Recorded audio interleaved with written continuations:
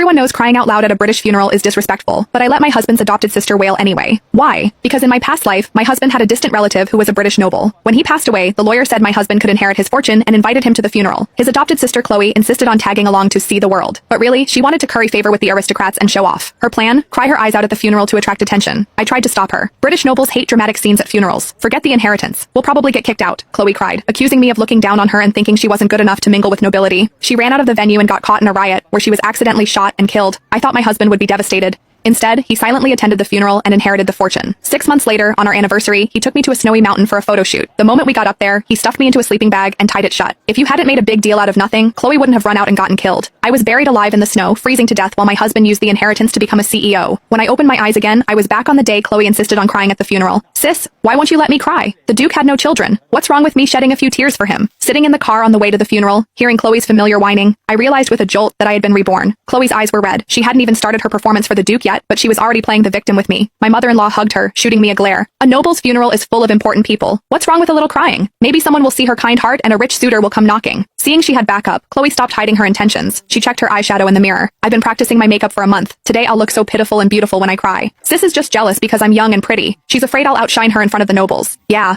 Chloe had been preparing for this day for a long time. She spent a fortune at top beauty salons and even took acting classes to learn how to cry beautifully. I sneered, my eyes full of mockery. You're going to a funeral, not a speed dating event. Dressed like that? Are you afraid people won't realize you're fishing for a man? Chloe looked like a cat whose tail had been stepped on. She started sobbing. I researched the Duke's life. I hired a writer for my eulogy and memorized it. Is it so bad to let the Duke know he has family from abroad who cares? You just look down on me. My husband Ryan chimed in impatiently. Nancy, what is wrong with you? It's not enough to cause trouble at home, you have to embarrass us abroad too? Chloe put so much effort into this. Maybe she'll make us look good. And you? What do you do besides pick fights? Ryan had always been like this. He spoiled his adopted sister and always assumed I was bullying her. No matter how ridiculous Chloe acted, he never disciplined her. Instead, he forced me to cater to her. In my past life, I emphasized that wailing at a British noble's funeral was highly disrespectful. My father-in-law needed money for surgery. The inheritance was our only hope. If we disturbed the peace of the deceased and annoyed the guests, forget the money. We'd be thrown out. But Chloe was stubborn. She insisted on crying. When I couldn't persuade her, I physically covered her mouth to stop her. Chloe was furious. She ran out crying and was killed in a riot. Ryan got the inheritance, but he blamed me for Chloe's death and pushed me off a snowy mountain. This time I was going to watch Chloe dig her own grave. She could cry all she wanted. If Ryan didn't get the inheritance today, his father wouldn't have money for surgery. Then they'd really have a funeral to cry at. After we entered, a server noticed we were foreigners and explained the funeral procedures, adding a reminder. According to British aristocratic custom, loud crying is not permitted at the funeral.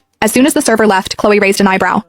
She's just jealous because I'm prettier than her. She's afraid her master will like me. My mother-in-law nodded eagerly. Those women serving nobles. They're all scheming. I couldn't help but laugh. Chloe was way too confident. Did she really think she was beautiful enough to make every woman in the world jealous? Seeing me laugh, she seemed to realize something. You were chatting so happily with that server. Did you bribe her? Just to stop me from crying? You really— Click the link in my bio to get the full story for free.